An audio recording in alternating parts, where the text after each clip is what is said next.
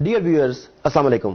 آج میں آپ کی توجہ اس انتہائی اہم معاملے کی جانب دلوانا چاہتا ہوں جسے جان بوجھ کر پلاننگ کے تحت، سازش کے تحت آپ سب سے چھپایا جا رہا ہے۔ موجودہ حالات، پوری دنیا کے حالات آپ کے سامنے ہیں۔ سعودی کردار، امریکی کردار، ہمارا کردار، ترکی کا کردار، افغانی کردار، انڈیا کا کردار، اسرائیل کی حرکتیں، یہ سب آپ کے سامنے ہیں۔ ہم میں سے کچھ لوگ سمجھتے ہیں کہ یہ وسائل کی جنگ ہے، کچھ لوگ سمجھتے ہیں کہ یہ صلیبی جنگ ہے، کچھ لوگ سمجھتے ہیں کہ یہ ہندو ہمارے مخالف ہیں اس لیے معاملات ہو رہے ہیں، کچھ اپنے لیڈران کو برا بھلا کہتے ہیں۔ یہ سب معاملات آپ کے سامنے ہیں اور شاید کسی حد تک یہ سبھی ٹھیک بھی ہیں، مگر ایک بات جو ہم سب سے چھپائی جا رہی ہے وہ یہ ہے کہ 1923 میں پہلی جنگ عظیم کے بعد اتحادی قوتوں نے خلافت عثمانیہ کے ساتھ جبرن ایک معاہدہ کیا۔ اس وقت ترکی کے خلیفہ کا نام سلطان سادس وحید الدین تھا۔ اتحادی فوجیں جس میں فرانس تھا، جرمنی تھا، برطانیہ تھا، ان سب نے مل کر زبردستی ایک معاہدہ کیا 1923 میں، جس کی مدت 100 سال کی تھی۔ اس معاہدے کے تحت سلطان کی تمام ذاتی املاک ضبط کر لی گئیں۔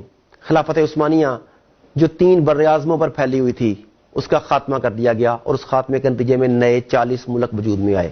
یہ خلافت عثمانیہ جس کی میں بات کر رہا ہوں اتنی طاقتور تھی کہ اس دور میں جتنے ممالک، جتنے براعظموں پر اس کا قبضہ تھا، اگر آپ دیکھیں تو موجودہ دور میں ان ممالک کے نام ہیں آرمینیا، عراق، شام، اردن، فلسطین، قبرص، بلغاریہ، رومانیہ، یونان، مکہ اور مصر جیسے ممالک اس سلطنت میں شامل تھے۔ اسی وجہ سے مسلمانوں کی قوت تھی، ان کی شان و شوکت تھی، ان کے ساتھ لڑنے سے پہلے طاغوت کو سوچنا پڑتا تھا۔ مگر اس معاہدے کے تحت جو شرائط لگائی گئی ترکی کے اوپر، انہوں نے ترکی کو باندھ دیا۔ وہ شرائط کیا تھیں ذرا سنیے۔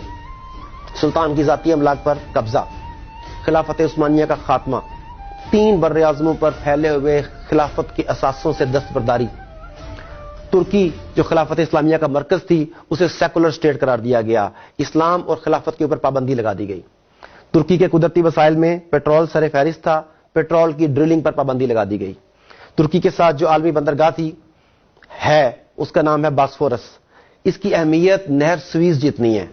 ترکی کو پابندی لگائی گئی اور اس پابندی کے تحت باسفورس کے علاقے کو عالمی ملکیت قرار دے دیا گیا اور ترکی پر پابندی لگائی گئی کہ آپ یہاں سے کسی قسم کا ٹیکس نہیں لے سکتے۔ یہ تمام شرائط لاگو کرنے کے بعد اس معاہدے کو 100 سال کے لیے لاگو کر دیا گیا۔ خلافت عثمانیہ جس کا آغاز 1299 میں ہوا اور 1922 تک اس خلافت نے ایک اہم رول پلے کیا۔ غلطیاں بھی ہوئی ہوں گی ڈیفینیٹلی ان سے، مگر بہرحال ہمیں اس کے اوپر ناز تھا۔ تو 100 سال کا معاہدہ کیا گیا 1923 سے لے کر 2023 تک، جس میں یہ تمام شرائط تھیں۔ اب ہو یہ رہا ہے کہ 2023 قریب آ گیا۔ جیسے جیسے 2023 قریب آ رہا ہے، طاغوت، یہود، ہنود، صلیبی سب کے سب اس خوف میں مبتلا ہیں کہ جب وہ معاہدہ ختم ہو جائے گا تو پھر ترکی عالمی حیثیت بنوانے کے لیے کیا کیا کر سکتا ہے۔ ترکی کی موجودہ لیڈرشپ طیب اردگان وہ بھی آپ کے سامنے ہے۔ وہ جس طریقے سے عالمی مسائل میں دخل اندازی کرتا ہے، جس طریقے سے اپنے آپ کو منواتا ہے۔ اب برما کا معاملہ دیکھ لیجئے، سب سے پہلے کون گیا؟ کشمیر کا معاملہ دیکھ لیجئے کون آواز اٹھاتا ہے؟ فلسطین کا معاملہ دیکھ لیجئے، سب سے پہلے کس نے آواز اٹھائی؟ امریکن پریزیڈنٹ ٹرمپ نے جب پاکستان کے خلاف بیانات دیے تو سب سے پہلے وہ کون تھا جس نے اس کی مذمت کی؟ صرف ایک نام آپ کے سامنے آتا ہے، طیب اردگان۔ اب طاغوت کو یہ ڈر ہے کہ وہ عثمانی خون جو ہے وہ کہیں دوبارہ سے جوش نہ مار جائے۔ ایسا نہ ہو کہ مسلمان اپنے ماضی کو پہچان لیں، ایسا نہ ہو کہ اہل ترکی دوبارہ خلافت کی طرف گامزن ہو جائیں۔ آپ کو یاد ہوگا کہ ترکی میں فوجی بغاوت بھی امریکہ کے کہنے پر کروائی گئی۔ ترکی میں حالات کو خراب کرنے کی مسلسل کوششیں کی جا رہی ہیں۔ یہ سب کچھ اس لیے ہے کہ وہ لوگ ڈرے ہوئے ہیں کہ مسلمان کہیں دوبارہ سے اکٹھے نہ ہو جائیں۔ اب آپ طیب اردگان کے گزشتہ کئی بیانات کا اگر جائزہ لیں تو وہ بار بار کیوں کہتا ہے کہ 2023 کے بعد ترکی پہلے جیسا بیمار ترکی نہیں رہے گا، ترکی عالمی سیاست میں اپنا کردار ادا کرے گا؟ ترکی کیوں بار بار مسلمانوں کی مدد کے لیے بھاگ رہا ہے؟ یقیناً پرانا خون جوش مار رہا ہے، پرانے جذبے رنگ لا رہے ہیں، اور یہ چیز امریکہ کو، طاغوت کو، صلیبیوں کو، اسرائیل کو، یہودیوں کو، ہنود کو، سب کو بہت زیادہ تنگ کر رہی ہے۔ دوسرا کام جو امریکہ ہمارے ساتھ کر رہا ہے، طاغوت ہمارے ساتھ کر رہا ہے، وہ یہ کر رہا ہے کہ میڈیا کے زور پر ہمارے اوپر امریکہ کی سپریمیسی کا ایک ہوا بٹھا دیا گیا ہے۔ ہمیں یہ بتایا گیا ہے کہ امریکہ کے ساتھ لڑنا، حتیٰ کہ امریکہ کے ساتھ لڑنے کا سوچنا بھی حماقت ہے۔ یہ بہت امپورٹنٹ چیز ہے کہ کیا وہ واقعی اتنا سپر پاور ہے، اتنا پاورفل ہے کہ جو چاہے کر سکتا ہے؟ ہمیں بتایا جاتا ہے کہ امریکن سیٹلائٹس اتنے پاورفل ہیں کہ وہ دنیا کے ایک کونے سے دوسرے کونے تک ہونے والی ہر حرکت سے باخبر ہیں۔ پاکستان میں نیٹو کے 20,000 کنٹینرز گم ہو گئے، چوری ہو گئے، جو مرضی آپ اسے نام دے لیں۔ وہ کہاں گئے؟ امریکہ، نیٹو فورسز، تمام کے تمام سیٹلائٹ، دنیا کی تمام تر ٹیکنالوجی مل کر یہ آج تک نہیں پتا لگا سکی کہ وہ کنٹینرز کہاں پہ ہیں۔ دیکھیں کنٹینر کوئی 1 انچ 2 انچ کا، فٹ 2 فٹ کا، 6 فٹ کا، 10 فٹ کا نہیں ہوتا، اور ایک کنٹینر نہیں، 2 کنٹینر نہیں، 10 کنٹینر نہیں، 20,000 سے زائد کنٹینرز اسلحے سے بھرے ہوئے، مشینری سے بھرے ہوئے، امریکی ٹیکنالوجی کو اپنے اندر سموئے ہوئے، وہ تمام کے تمام کنٹینرز آج کہاں پر ہیں امریکہ نہیں جانتا۔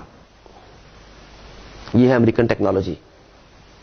اسی ٹیکنالوجی کو ایک اور طریقے سے دیکھیے، آپ کو یاد ہوگا کہ 28 مئی کو جب پاکستان نے ایٹمی دھماکہ کیا، امریکہ اور پوری دنیا نے مل کر ہمیں روکنے کی کوشش کی، ڈرایا گیا، للچایا گیا، دھمکایا گیا۔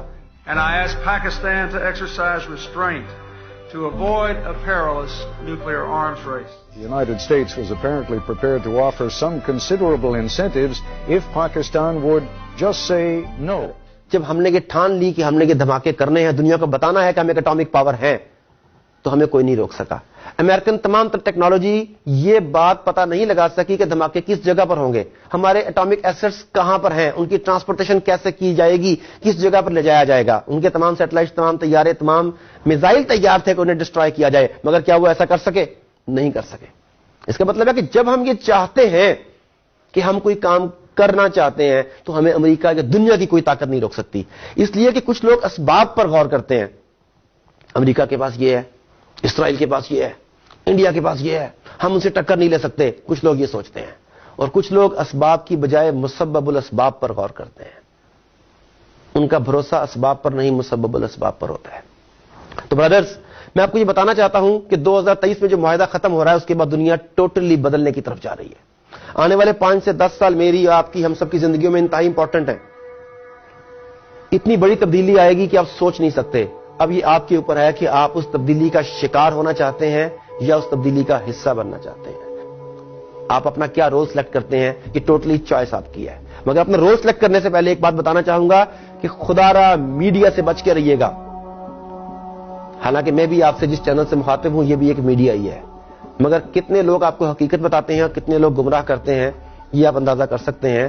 میں کو ایک چھوٹی سی بات شیئر کرنا چاہتا ہوں کہ اس وقت دنیا میں جتنا بھی میڈیا ہے اس کا 97% جی اس کے پاس ہے۔ ریسنٹلی میں اوریہ مقبول جان صاحب کا ایک لیکچر سن رہا تھا، اس میں انہوں نے بڑی مزیدار بات بتائی، اور جب میں نے اس پہ تحقیق کی تو میں ہکا بکا رہ گیا کہ بہت حد تک وہ بالکل ٹھیک فرما رہے تھے۔ وہ بتاتے ہیں کہ دنیا میں 3 ایسی کمپنیاں ہیں جن کے پاس 97% میڈیا کا شیئر ہے۔ ان میں سے ایک والٹ ڈزنی ہے جس کے پاس پوری دنیا کے میڈیا کا 37% ہے، اور والٹ ڈزنی کے بورڈ آف ڈائریکٹرز کے تمام ممبرز جو ہیں تمام کے تمام جیوز ہیں۔ دوسری کمپنی روپر مرڈاک، تیسری ٹیری ٹرنرس، اور یہ تمام کے تمام یہودی لوگ ہیں۔ CNN ہو یا جسے آپ اپنا چینل سمجھتے تھے الجزیرہ ہو، یا کچھ پاکستانی چینلز جنہیں آپ اپنا سمجھتے ہیں، در پردہ انہی کے ایجنڈے پر انہی کے لیے کام کر رہے ہیں۔ یہ آپ کے ذہنوں کو میڈیا کے ذریعے تسخیر کر رہے ہیں۔ خدا را اس پروپیگنڈے کا شکار مت ہوئیے، اپنی ذات کے اوپر، اللہ کے اوپر یقین رکھیے۔